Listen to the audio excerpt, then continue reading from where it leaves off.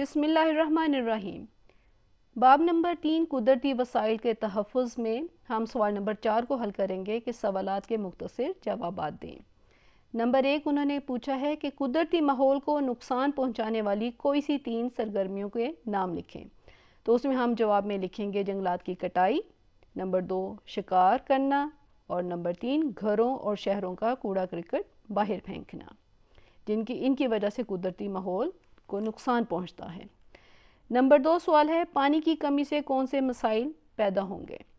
تو ہم اس کا جواب دیں گے کہ پانی کی کمی سے مسائل کہ پانی کی کمی سے زمین بنجر ہو جاتی ہے، فصلیں کاشت نہیں ہو سکتی، اور زمین کی بقا، زندگی کی بقا خطرے میں پڑ جاتی ہے۔ سوال نمبر 3 نایاب جانوروں کے تحفظ کے لیے کیا کرنا چاہیے؟ اس کے جواب میں ہم لکھیں گے کہ نایاب جانوروں مثلاً مارخور، کالا ہرن وغیرہ کے تحفظ کے لیے مندرجہ ذیل اقدامات ضروری ہیں۔ کیا ہے کہ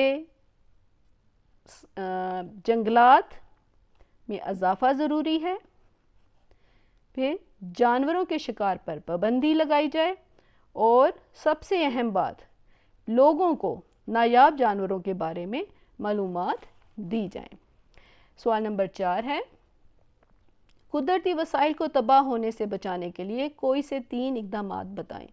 جواب کاٹے گئے درختوں کی جگہ نئے درخت لگائے جائیں، نمبر 2 پانی، بجلی، گیس ضرورت کے مطابق استعمال کریں، اور پھر نمبر 3 کوڑا کرکٹ کو مناسب طریقے سے ٹھکانے لگایا جائے۔